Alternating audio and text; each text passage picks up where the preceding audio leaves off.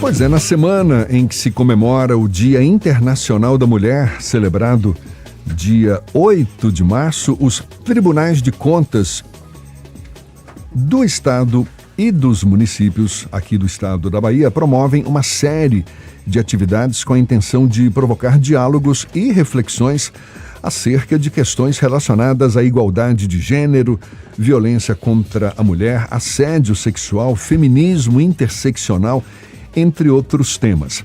Na abertura, amanhã, às 14h, haverá o painel Violência de Gênero e Feminicídio, conduzido pela secretária municipal de Políticas para as Mulheres, Infância e Juventude, Fernanda Silva, e a doutora em Difusão do Conhecimento pela UFBA, Mabel Freitas, com mediação da desembargadora do TJ Bahia, Nájila Brito, TJ Tribunal de Justiça aqui da Bahia. Uma das envolvidas na realização do evento é a conselheira do Tribunal de Contas do Estado da Bahia, Carolina Matos, com quem a gente conversa agora, nos dando a honra aqui de recebê-la no estúdio da Tarde FM. Seja bem-vinda. Bom dia, Carolina. Tudo bom? Bom dia. Bom dia, Jefferson. Tudo bem? Para mim é uma grande alegria estar aqui na Tarde FM, em especial no programa Isso é Bahia, na sua presença, a pessoa que eu gosto tanto, e ainda de Ernesto Marques, Laís Rocha, também aqui com os técnicos que viabilizam esse programa, e mais do que tudo com os seus ouvintes, essa audiência tão qualificada que vocês têm. Então, agradeço muito a oportunidade para tratar de um tema de extrema importância para todos nós, né? Não apenas para as mulheres, mas para todos nós. Certamente. E para nós um grande prazer recebê-la também. Super importante esse momento, não é? A Semana da Mulher. A senhora, como conselheira do Tribunal de Contas, como é que vê o papel dos tribunais de contas em geral ao abordar questões sensíveis como violência de gênero, feminicídio, enfim, esses temas todos que estarão sendo abordados nesse encontro a partir de amanhã? Primeiro que o tema, por si só, já é de extrema importância, né? De suma importância. Para superarmos um problema, antes de qualquer coisa, é preciso reconhecer a sua existência, tirá-lo da invisibilidade, para então encontrar soluções para esse problema. Eu já vou, nesse sentido, Jefferson, pedir licença aqui para trazer um pensamento da filósofa Jamila Ribeiro, quando ela diz que o silêncio é cúmplice da violência. Então, precisamos trazer esse tema ao debate, às instituições, falarmos cada vez mais sobre o direito das mulheres, e tratar do direito das mulheres é tratar do direito de não sermos assassinadas, não sermos violentadas, não sermos assediadas, ofendidas, apenas pelo fato de sermos mulheres. Então, o Tribunal de Contas tem um papel no panorama institucional, tem um papel muito importante, porque além de tratar esse tema no seu próprio ambiente, demarcando a posição no seu ambiente interno, o Tribunal de Contas, enquanto fiscais de políticas públicas, ele exerce um papel de muita significância a partir da apuração da atuação das instituições públicas no sentido do enfrentamento desse problema. Então, esse é o grande ponto central, que é apurar como as instituições públicas estão lidando com esse problema dentro das suas políticas públicas. Aliás, aproveitar, eu te pergunto, um momento como esse, com um debate em torno de temas tão sensíveis, como que uma iniciativa como essa pode influenciar ou até contribuir para novas políticas públicas, ações governamentais no sentido de combate à violência de gênero, uma promoção de igualdade de gênero, enfim, questões que são de tão interesse, né, das mulheres, da sociedade em geral. Da sociedade em geral.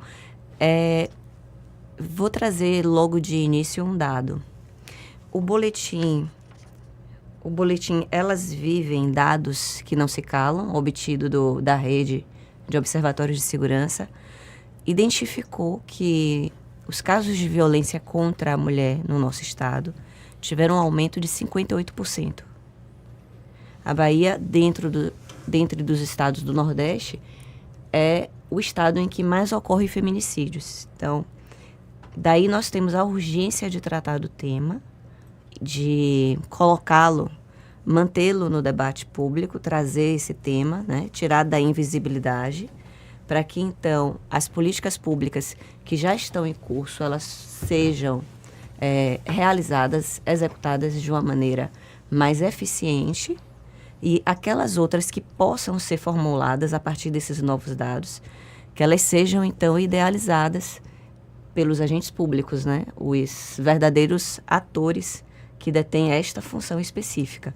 Então, esse no plano das políticas públicas, né? Mas, além do plano das políticas públicas, nós temos o ambiente em que essas políticas públicas são realizadas, são formuladas, né? Que elas são executadas no dia a dia. E as instituições públicas é um locus para isso.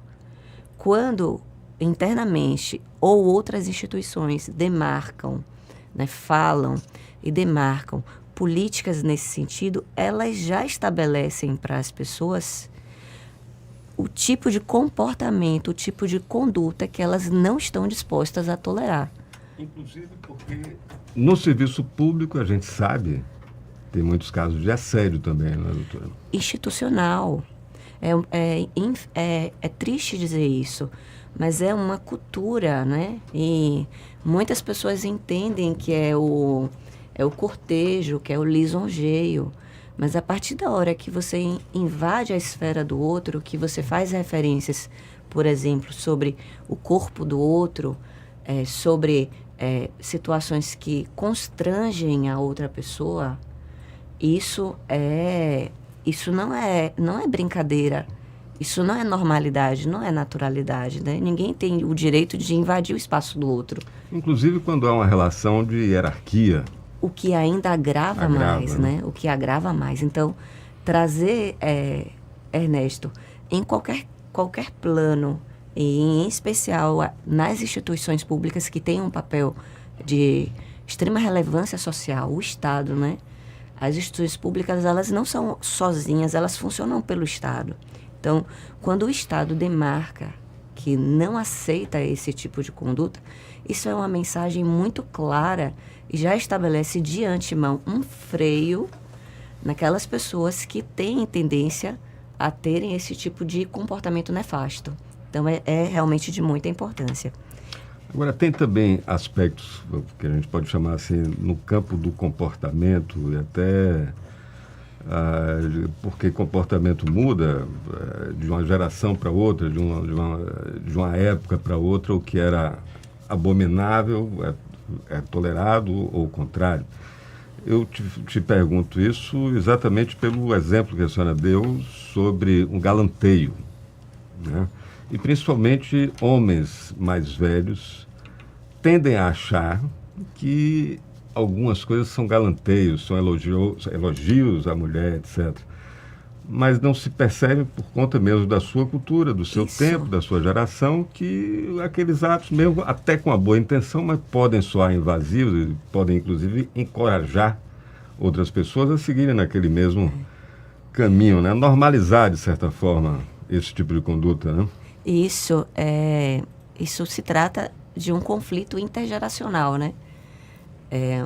Uma postura que antes era socialmente aceitável e que com a evolução da própria sociedade, com a cultura, né? A cultura é um conjunto de ações e que nós podemos, através das nossas ações, também mudar essa mesma cultura, né? No sentido. Então, são tipos de comportamento, como você mesmo disse, o que antes poderia ser entendido como um gracejo, né?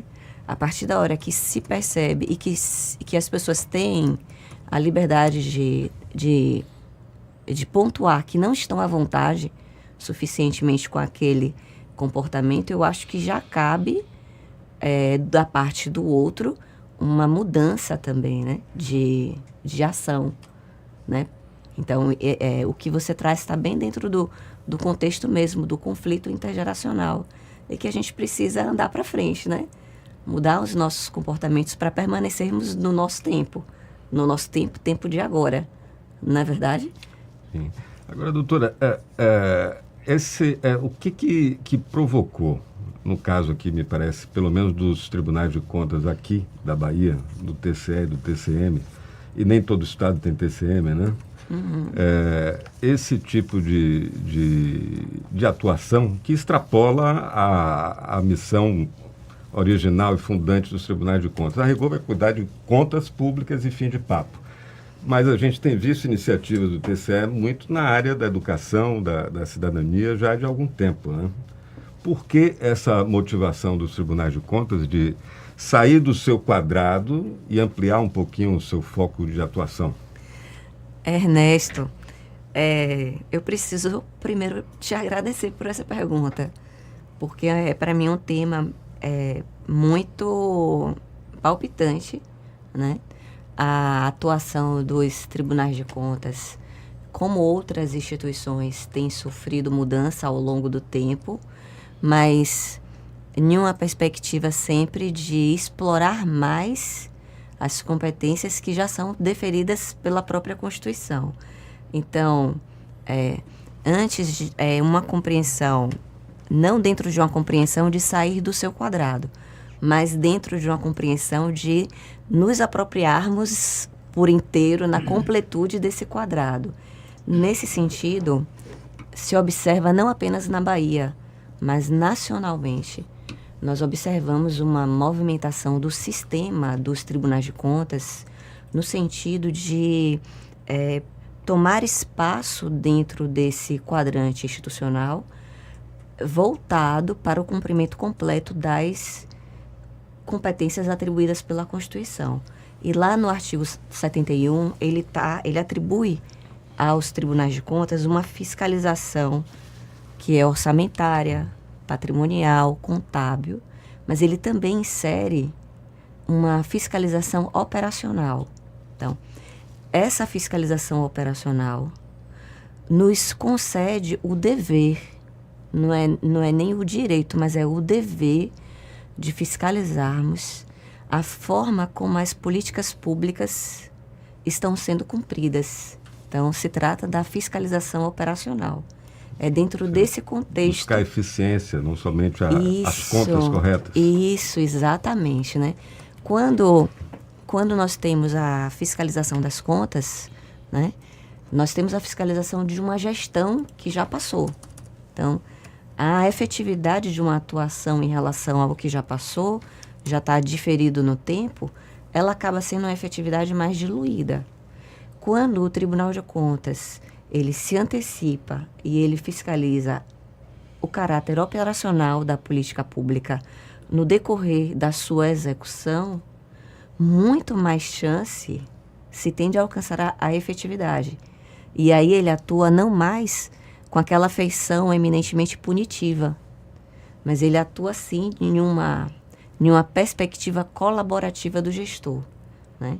Então ele se torna um expert naquela política pública, né? Se especializa a esse ponto, para que então ele possa fornecer um apoio ao gestor público e enxergar pelo olhar externo coisas que talvez o controle interno do gestor público não tenha identificado. Então, esse movimento nacional ele vai muito nessa direção de aprimoramento da gestão pública, né? Um sentido muito intenso de aprimoramento da gestão pública, ao lado de todas aquelas outras competências que dizem respeito à verificação do orçamento, conferência de patrimônio, exatamente. Agora, na Semana da Mulher, a gente vê essa iniciativa do Tribunal de Contas do Estado, muitas outras iniciativas certamente estarão sendo colocadas em prática para discutir temas de interesse das mulheres, mas como é que a senhora enxerga a crítica que se faz? Muitos críticos argumentam que eventos como a Semana da Mulher podem ser apenas simbólicos, não é? A senhora, como conselheira do Tribunal de Contas, como é que vê, como é que responderia a críticas como essa que questionam a eficácia dessas iniciativas? Olha, Jefferson, para ser bastante sincera com vocês, e em especial com os seus ouvintes, eu faço parte dessa crítica.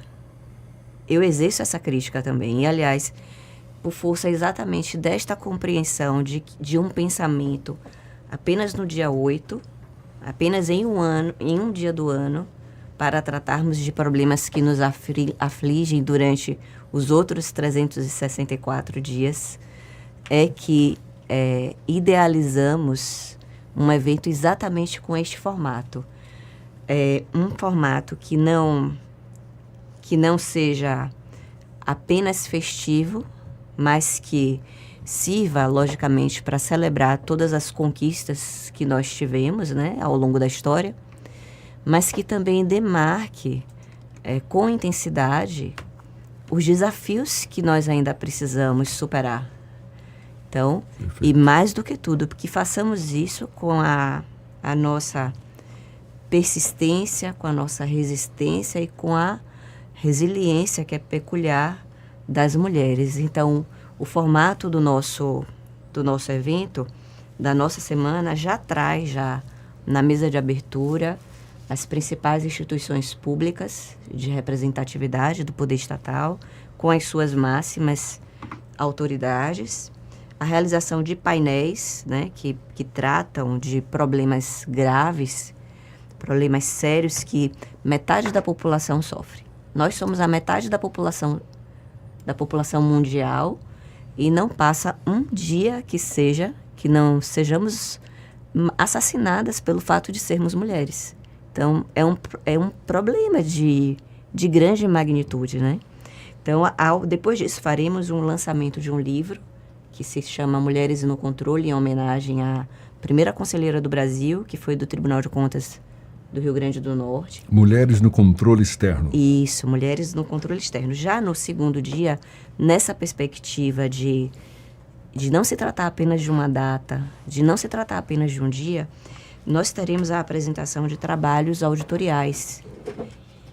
Teremos a apresentação do trabalho do Tribunal de Contas da Bahia, o nosso tribunal, e também traremos os técnicos do Tribunal de Contas de Minas Gerais. E aqui o tema dessas duas auditorias se trata da apuração do governo para o enfrentamento à violência contra as mulheres.